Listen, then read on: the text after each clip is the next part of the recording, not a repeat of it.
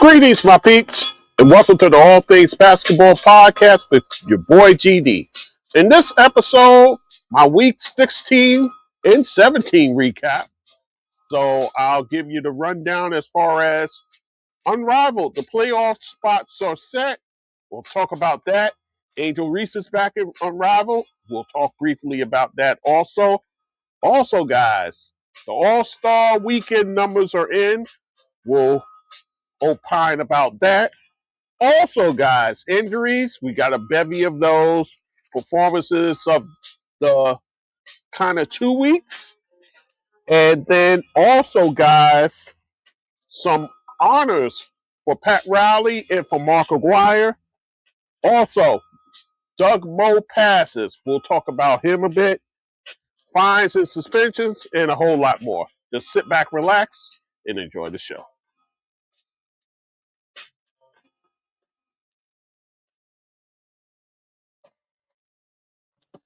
Okay, guys, it's your boy GD back with the All Things Basketball with GD podcast. And guys, we are in the midst of week 18. We had 16 and 17. You know, it's combined with the All-Star Weekend squeezed in the middle of it. So there's that. But a lot of news to get to, guys. So with that said, let us not dilly-dally. Let's get into it. So before I talk about the men's, let's talk briefly about women's and Unrivaled, guys. Unrivaled right now, we have the playoff spot set, and I will run those down for you. You got 6 teams. 6 out of the 8 teams are in the playoffs. So we will talk about the 6 that are in. At the top in first place, the Phantom Ball Club at 10 and 3, followed by the Mitts Ball Club, who are in second. Actually, they're tied with the Laces, but they get the advantage because of the point differential. They have a higher point differential than the Laces. So there is that. Fourth place, you have the Breeze Ball Club. Yep, the Young and Turnt team. They're in fourth place, followed by fifth place, the Rose Ball Club, who last year won it all. And then in sixth place, the Vinyl team. So there you go. So it's still a lot of wrangling that has to take place as far as playoff position. But so far, the one team that's locked into the semifinals, which will be in Brooklyn, by the way, at Barclays Center. Oh, by the way, your boy will be there at the Barclays Center. I got my ticket, so I'm going to be up in that piece. So your boy will be there for the Unrivaled semifinals, guys. The Phantom has locked their ticket in. The Mitts can lock theirs in. All they have to do is beat the Vinyl team on Friday. They do that. They're locked into Barclay, which will be apropos because the Phantom Ball Club, you have that ball club with Natasha Cloud, who is a New York Liberty player. And then the Mitts Ball Club, if you get them locked in, you have Liberty's own Breanna Stewart. So you'll have 2 of your premier players for the Liberty if the Mitts is able to take care of business on Friday. So there you go there. But that's the way it's looking right now. And like I said, there's still playoff positioning that can take place. So we'll keep an eye out for that because actually the Breeze and the Rose Ball Club are tied as well. So a lot can change and be altered on Friday, judging from the outcomes of the games. So we'll keep a eye out for that. Then for the Rose Ball Club, Angel Reese is back, guys. She comes back on Friday the 20th, and she plays against the High Ball Club. It was a close game I watched, and it could have been a storybook ending for Angel Reese, but the refs in the entire game was just putrid, to be honest with you. And she had a clean steal at the end that would have sealed the win for them. But like I said, the refs just took it away from her. Uh, so you had the Hive getting the win that night. But Angel Reese in her debut, 13 points. She's coming off the bench, guys. And I think that's a brilliant move by the coach over there, Nola Henry. She has to get herself acclimated back into the system. But I think her coming off the bench is a shot in the arm that ball club needs. So her debut, 13 points, much improved post play from her. And she got 9 rebounds also, guys. And then in her second game on Sunday, where they played the Laces, 9 points, 15 rebounds, 2 blocks. And she had a sequence against Jackie Young where she absolutely denied her. In fact, she got the 2 blocks right there in that series. Well, more of a deflection because they charged another block that she got on Nas Hillman. So, but she absolutely locked up Jackie Young in this one series. But listen, she's giving them a boost that they need right now. Maybe this will be the catalyst for them to make another long run in the playoffs. We'll see. But my fear with them is Chelsea Gray, who's been electric. She's been fantastic, but she's going to need help, guys. And you have games where Kalia Kappa goes crazy. Then you got games where she's quiet. They need a strong Kalia Kappa if they're going to win this whole thing. She has to be solid all the way through, guys. So that's what I'm looking for as far as that goes. Shakira Austin, I like to see more from her also. So with her and Angel Reese being that 1-2 punch in the paint. So, and then Lexi Holst, you got to knock down open threes when you get them. You have to knock those down. So, yeah, if you're going to make a run here, you need Kalia Kappa to be that second player for them. So, there you go there. So that's as far as the roles go. But I'm excited about the playoffs. It's going to be starting on this coming Saturday.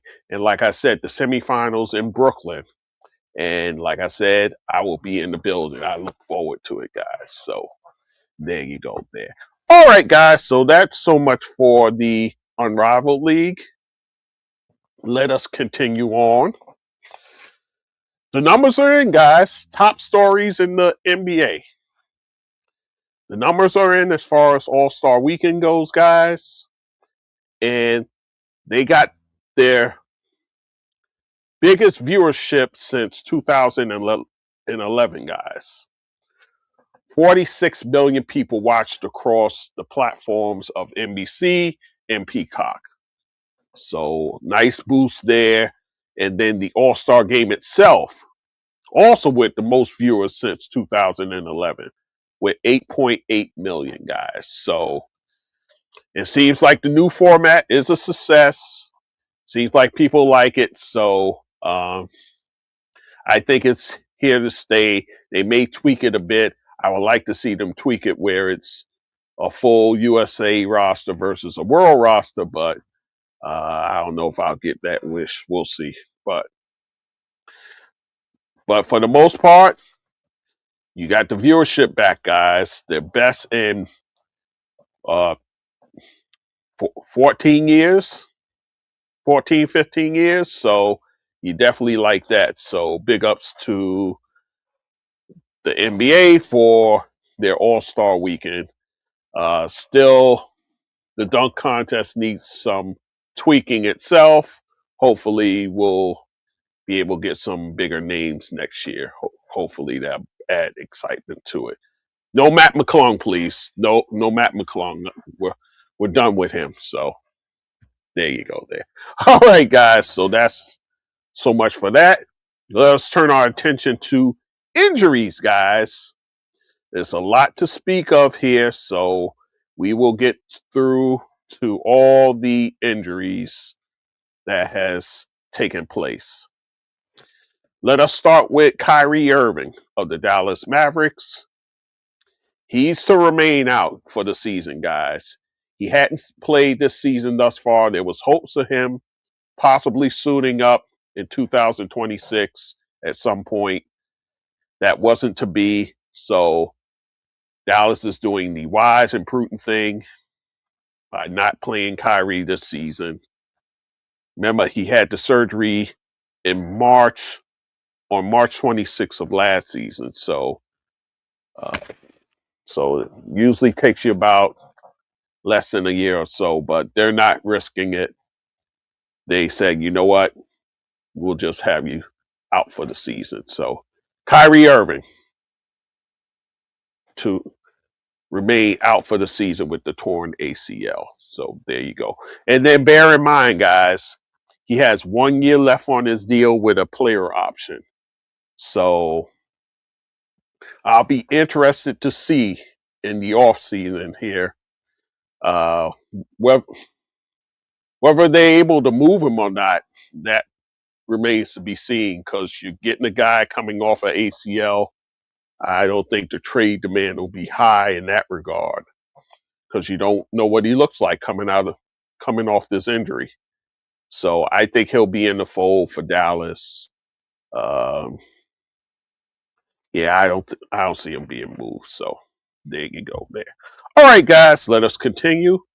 You have 3 Sacramento Kings who have been declared out for the season, guys. Domantas Sabonis, he's having surgery on that torn meniscus, so they declared him out for the season. Zach LaVine, he's going to have hand surgery, guys, so he's going to be out for the season, guys. And then DeAndre Hunter, who they got right around the trade deadline, he's going to have eye surgery, guys. He has eye iritis. So they're going to do surgery on his eye, guys. So he is going to miss the rest of the season. So there you go there. Now, the intriguing thing here is Zach LaVine.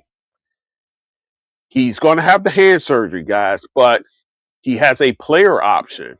So this summer he can opt in, and it'll be at $48.9 million. I doubt if he uses player option, it opts out. I doubt that strongly coming off that injury. So yeah, it's yeah, I don't see him opting out. I see him opting in with that kind of money on the table. So you know, players that will benefit will be Maxime Renaud, who has been playing very well at the center position for the Sacramento Kings, Malik Monk, Keegan Murray, who they just recently got back, and Precious Achua. So, but the team itself, guys, they are in the midst of a 16-game losing streak. Ouch. So, not good, all that's happening in Sacramento. And I'm not sure of the prognosis of Coach Doug Christie coming out of this, so we'll see what happens there. All right, let's continue. Franz Wagner of the Orlando Magic. He's out indefinitely with an ankle injury, guys. They're going to reevaluate him in 3 weeks. So he's missed 3 games thus far, but now out indefinitely, guys. So in 3 weeks, we'll know what's what. I don't think they shut him down. I don't see that at all. Because, I mean, in terms of the standings, they're still in a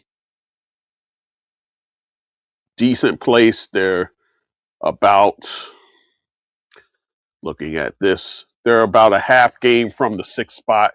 So there is hope still of them possibly climbing into that 6th spot.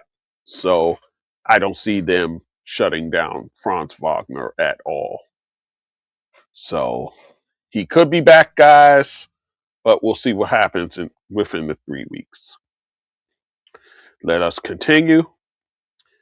Shai Gilgeous-Alexander. He could be back this week, guys. Remember, he had the abdomen injury that has sidelined him for a good while. He's missed 7 games. And in those 7 games, they've gone 4-3. Not good. So they definitely need him back.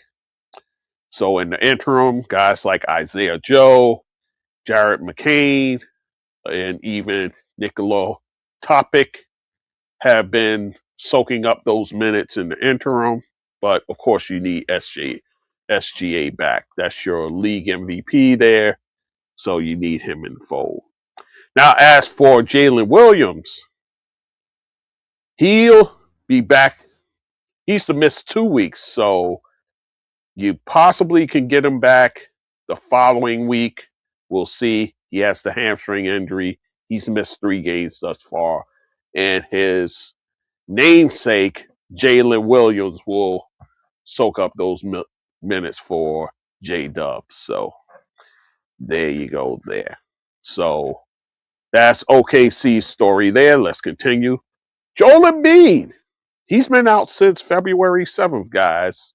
He's missed 5 games and counting with a myriad of injuries, whether it's the knee, the shin. So they're still managing Joel Embiid. They're hanging on by a string to that 6th seed in the East. But like I said, you got a team like Orlando that's in the thick of it, guys. You got a team like the Heat that's in the thick of it. So you got a couple of teams clawing at the Sixers right now. So you definitely need all hands on deck. You need a healthy Embiid if you're going to have any chance in the playoffs, that's for sure. So we'll see as it goes. But Joel Embiid out with those various injuries I mentioned. So there you go. Steph Curry for the Golden State Warriors. He's missed 10 more days, guys, with that injured knee. He's missed 7 games thus far. So you hope to get him back within the next, probably at some point next week. You hope to have Steph Curry out there. So and they themselves, they're in that play-in spot. So right now the Suns are reeling right now. In fact, they got some bad news. I'll talk about that in a minute. But yeah, you need Steph Curry in the fold if you want to climb up the charts as far as seeding in the West goes. So Steph Curry could be back next week for the Golden State Warriors. Let us continue. Anthony Davis and Trae Young, they're to be reevaluated. Anthony Davis in 2 weeks, Trae Young this week. So Anthony Davis has the hand injury, while Trae has the knee and quad injury. But they're hopeful about Trae Young coming back sooner. So you'll see Trae Young first, and then possibly a Anthony Davis. But remember, guys, the Washington Wizards, they're not exactly doing cartwheels about these guys coming back because they want that lottery pick. in a draft that's supposed to be a big draft. So, uh, yeah, so they're going to manage this thing. They're going to slow play it as much as they can. They know that the NBA is watching, and they are watching, guys. So they know they have to be on the up and up as far as these injuries with these guys go. So I think you'll see Trae Young back first, and then eventually Anthony Davis. And then they're going to manage their games and all that. So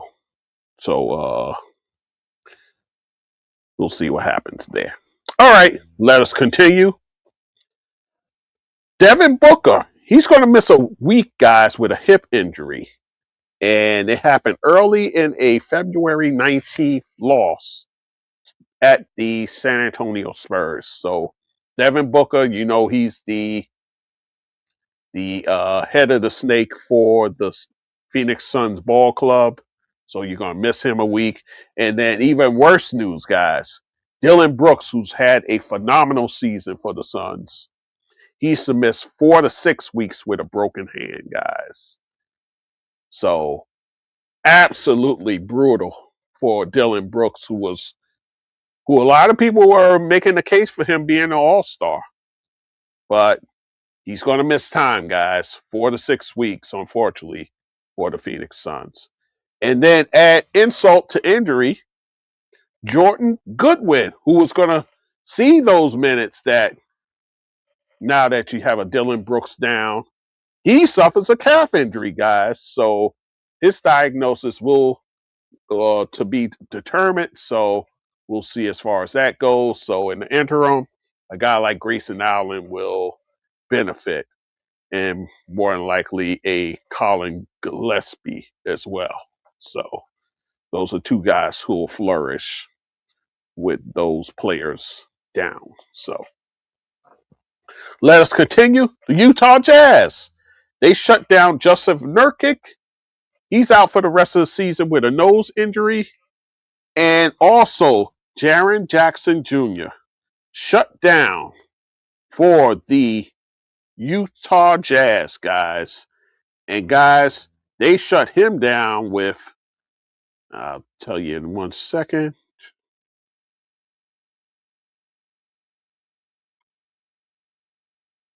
They shut him down as well with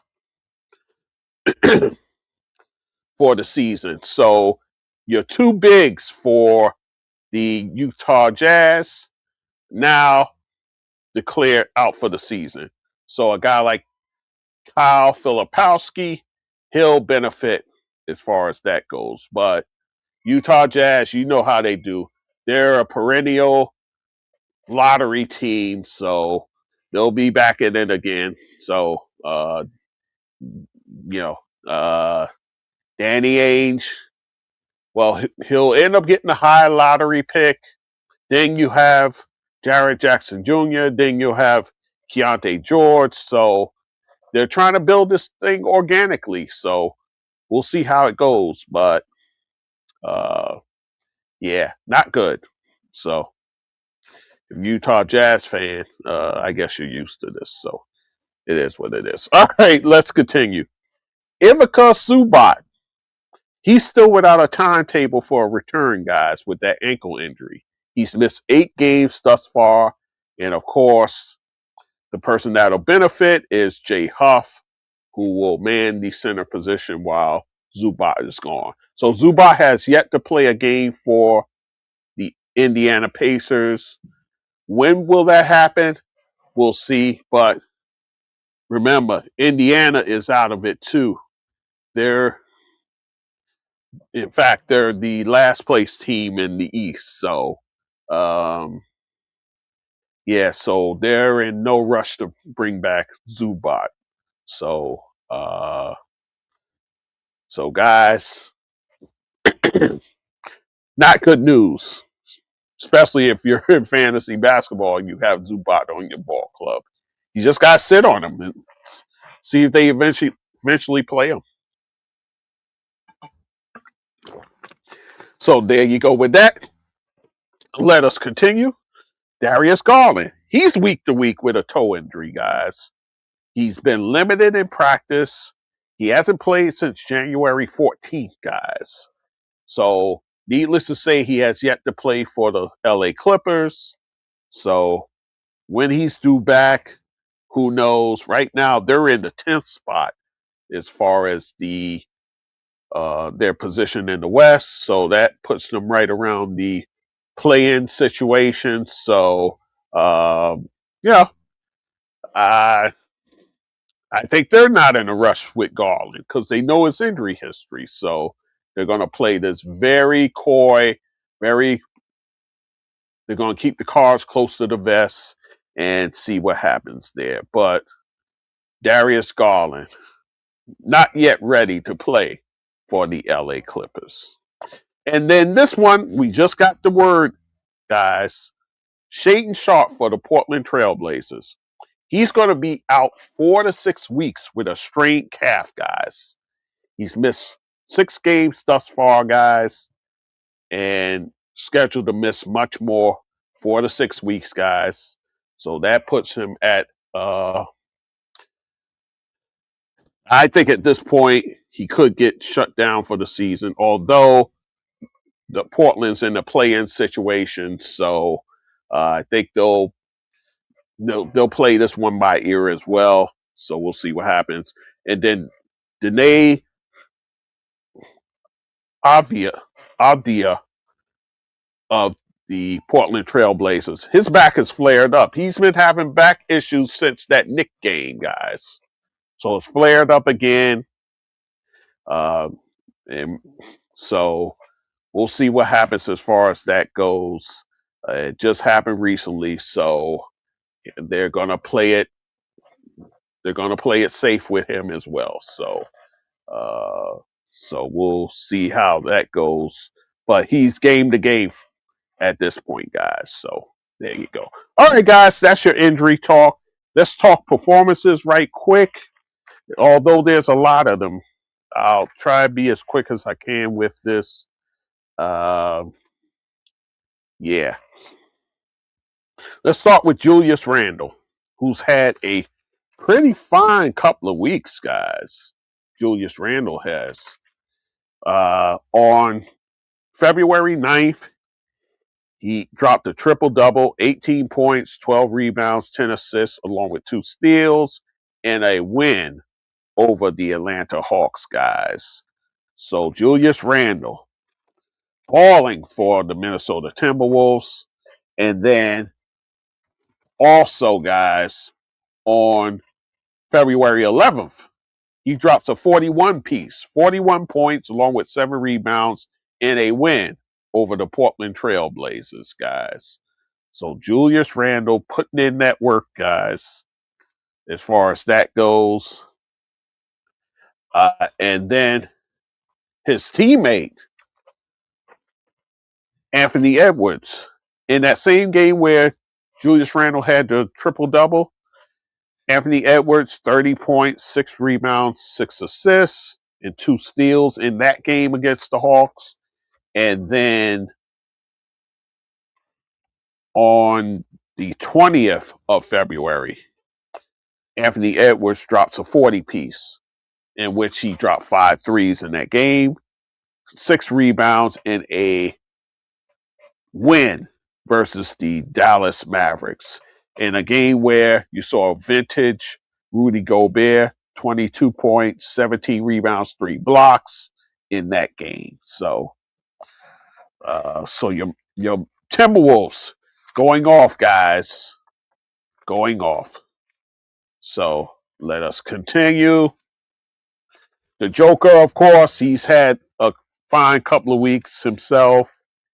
He's had a few triple doubles, a few in a loss, by the way, guys. 22 points, 14 rebounds, 11 assists in a February 9th loss versus the Cleveland Cavaliers, guys. And then he would also have a triple-double in a win on February 11th against the Memphis Grizzlies, 26 points, 15 rebounds, 11 assists for him. And then he has the big games coming out of the All-Star break. Actually, Denver, it's the team itself on the road, 51-57 to Portland's 103. So that's the most points they scored on the road in their history, guys, which I thought was amazing given the high scoring teams that they had in the past. So 157, that's the record, guys.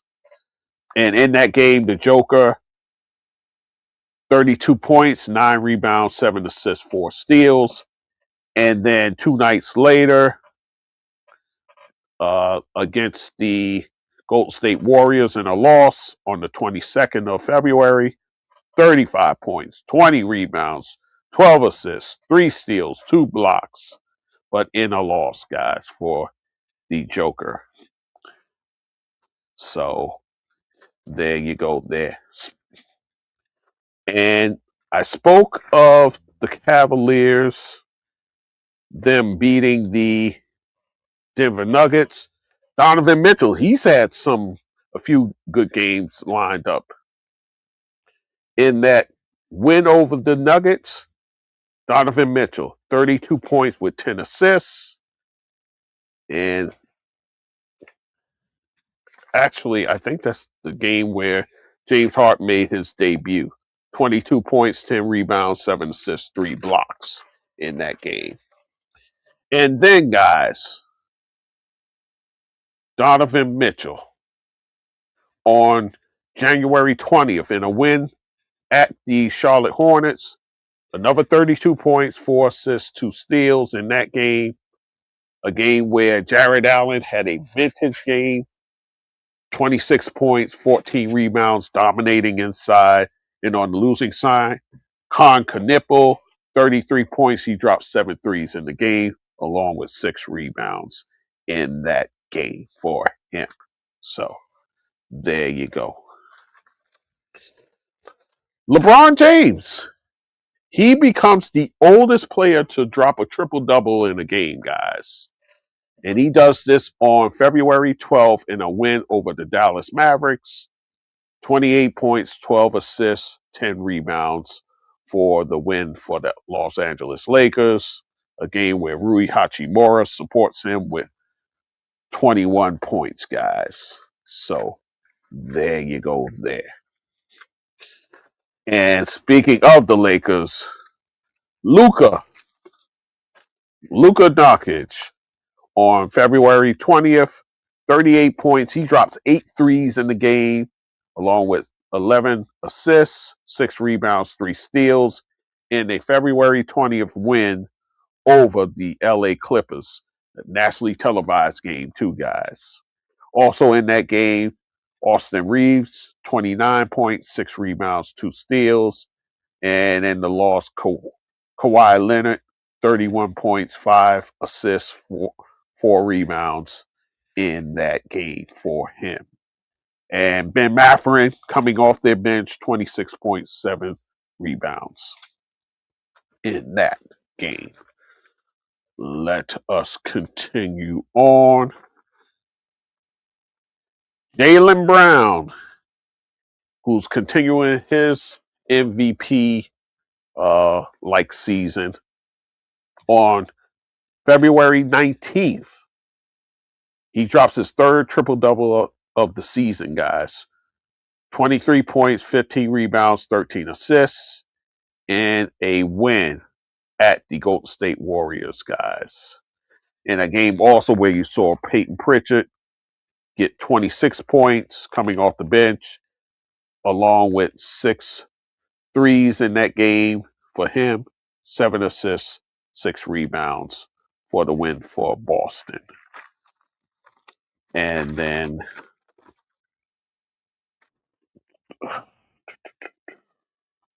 so that is it there.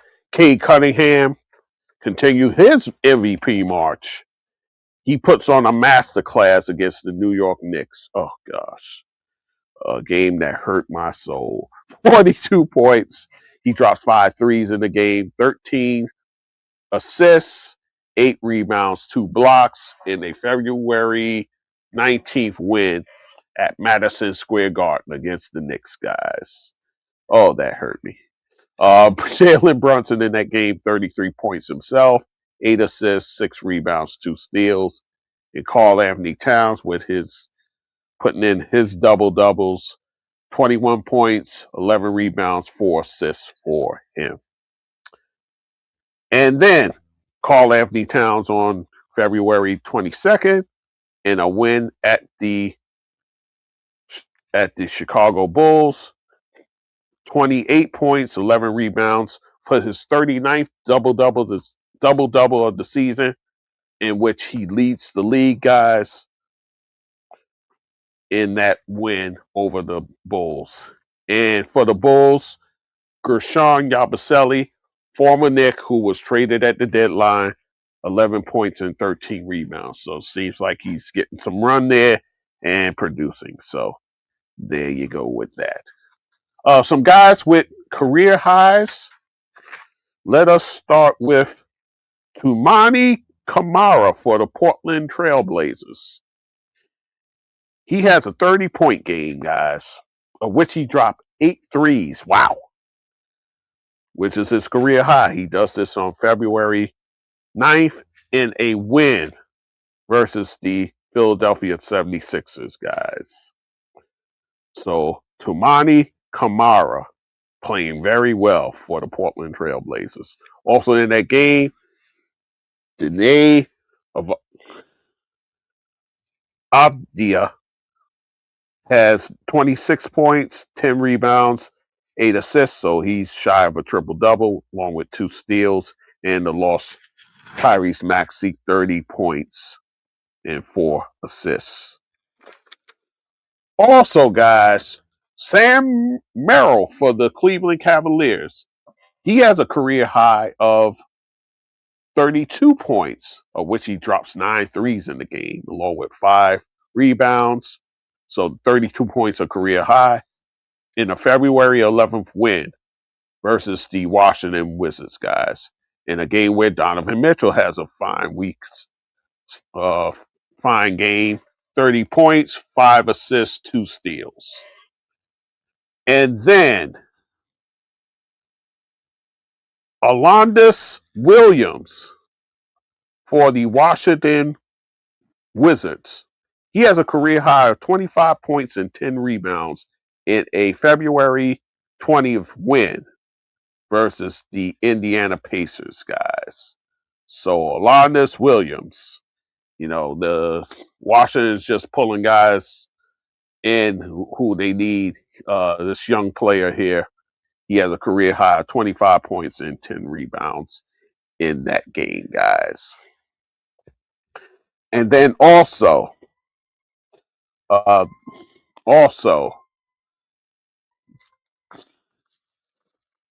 Desmond Bane. He has a fine couple of games coming out of the All-Star break. 34 points, which he drops 5 threes, 4 rebounds, 2 steals in a February 21st loss in double overtime to the Phoenix Suns, guys. So Desmond Bane balling. And then for the Suns, Jared Allen, 27 points, 7 rebounds. And then on the 22nd of February, Desmond Bane, 36 points, 5 rebounds, 2 steals, and a win at the LA Clippers, a game where Kawhi Leonard has 37 points, 8 rebounds, 4 assists, 3 steals, 2 blocks. So he fills up the stat sheet. So there you go there. Outside of that,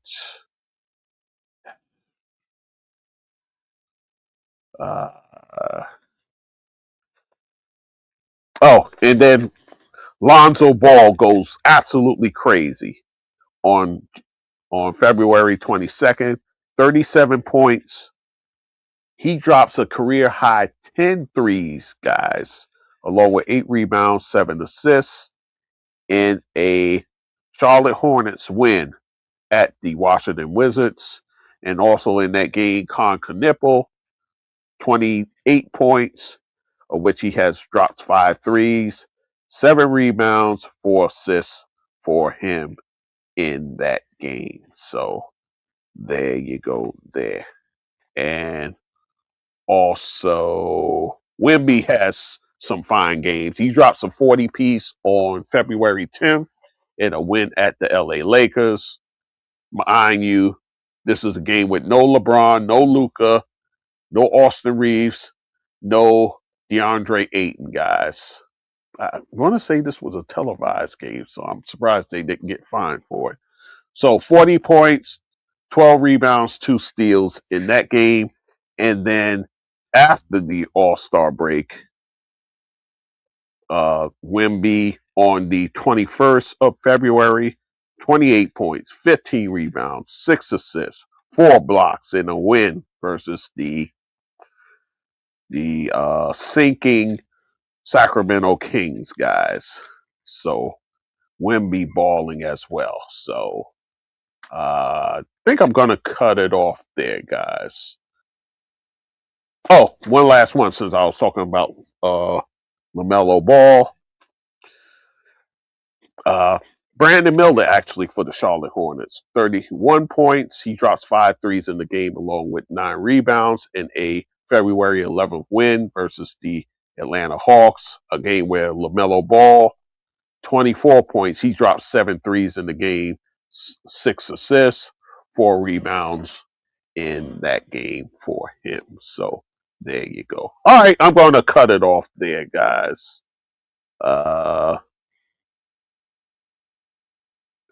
And then Jared. Oh, no, not Jared. Jalen Johnson of the Atlanta Hawks.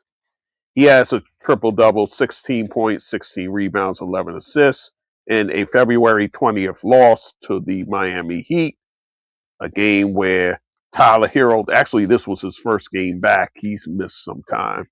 24 points, 4 rebounds in that game. And then the night before, Jalen Johnson, 32 points, 10 rebounds, 5 assists, 3 steals in a February 19th win at the Philadelphia 76ers, a game where CJ McCollum has 23 points, 10 assists, and Tyrese Maxey 28 points. And not done with Maxey. Maxey also in a loss to the Knicks, 32 points in a game where Jose Alvarado has a season high, 26 points. He drops 8 threes in the game. Wow. 4 assists, 5 steals in a February 11th win at the Philadelphia 76ers, a game where Karl Anthony Towns has 21 points, 11 rebounds, 5 assists.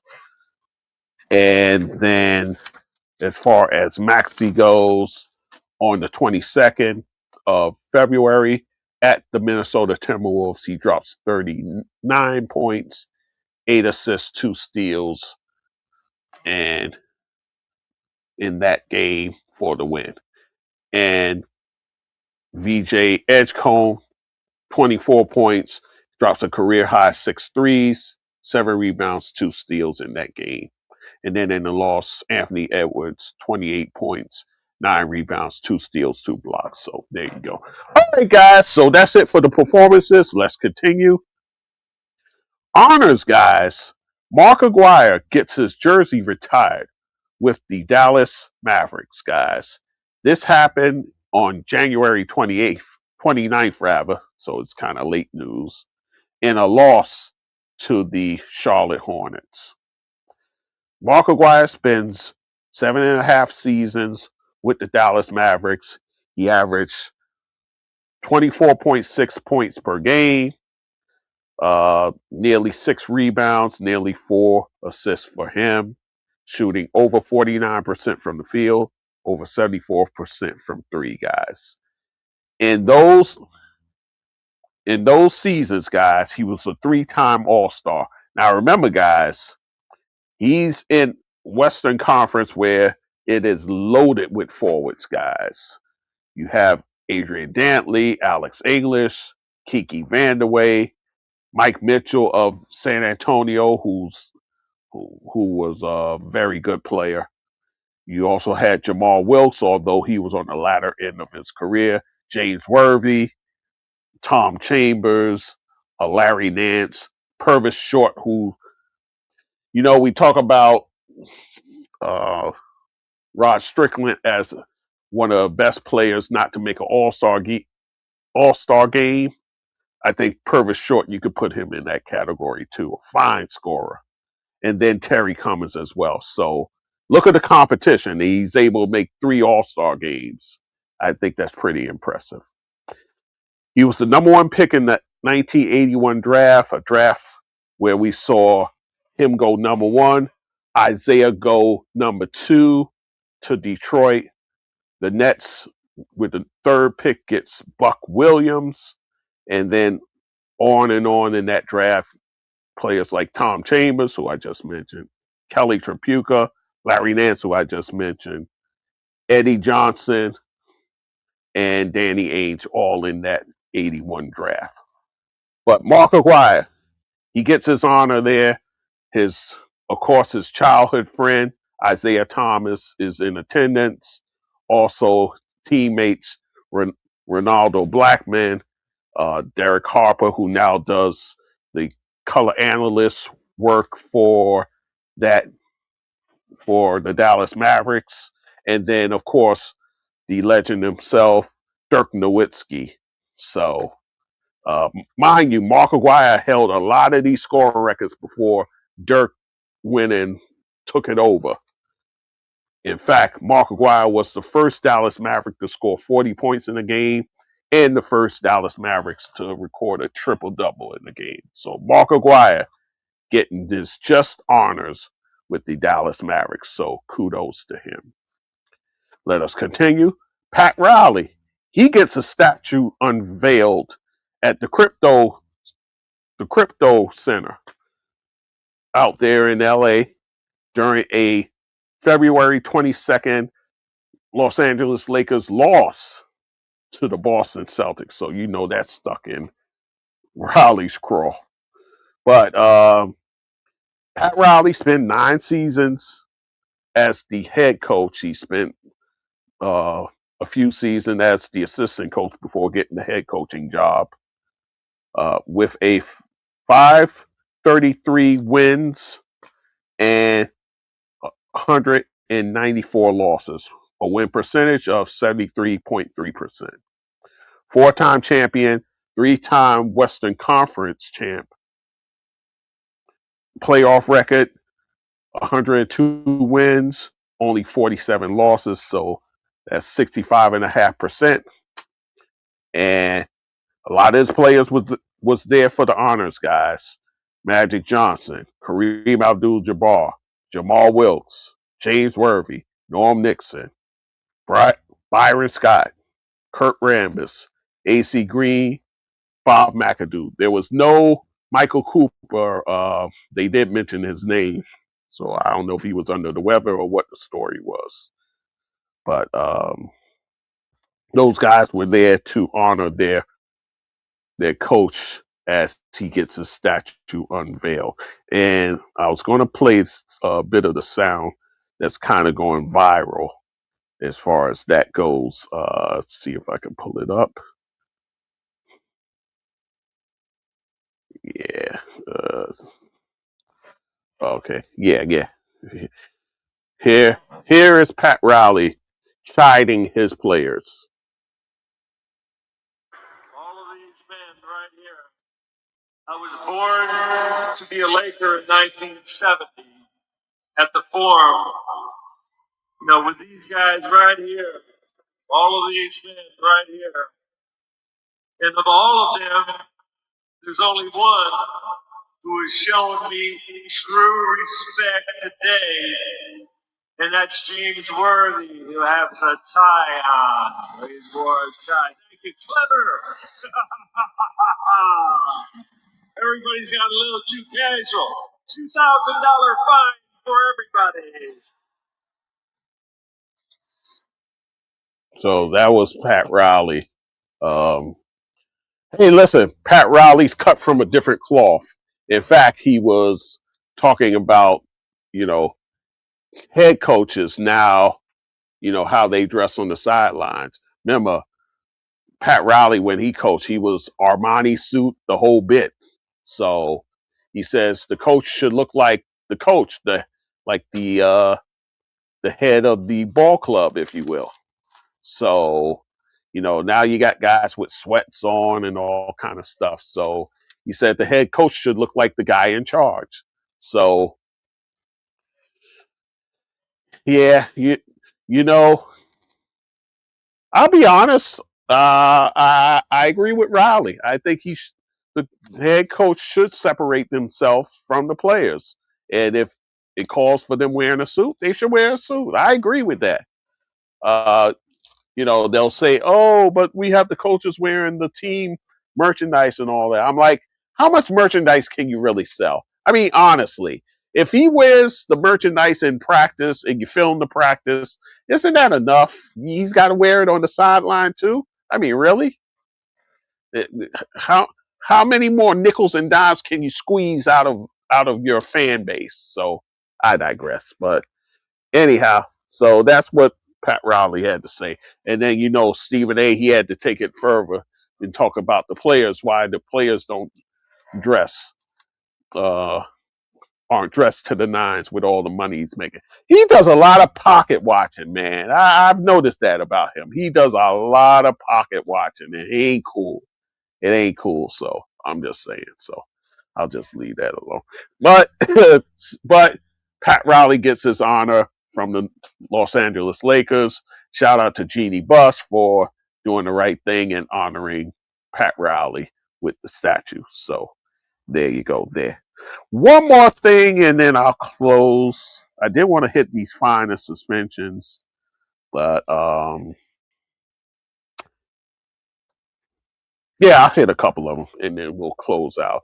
I'll say the Doug Moe stuff because I really wouldn't get into his career. Um,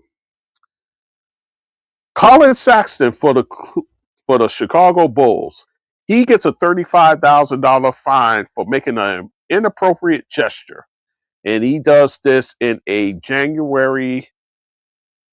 No, I'm sorry, February 9th loss to the Brooklyn Nets. He does it in the third quarter. He's at the free throw line, and let's just say he does the three-finger salute, I guess, at the free throw line. So there you go there. So the league saw it, 35K you owe to the league.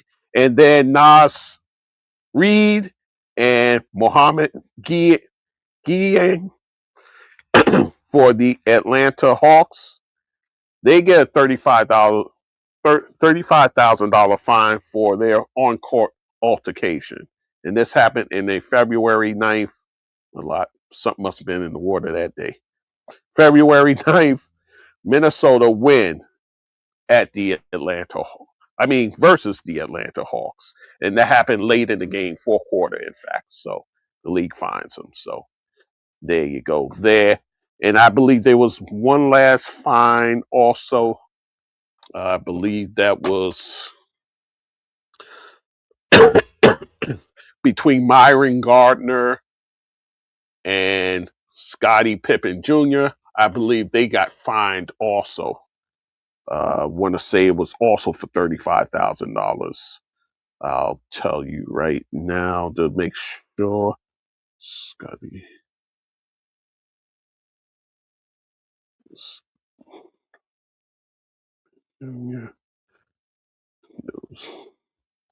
Yeah.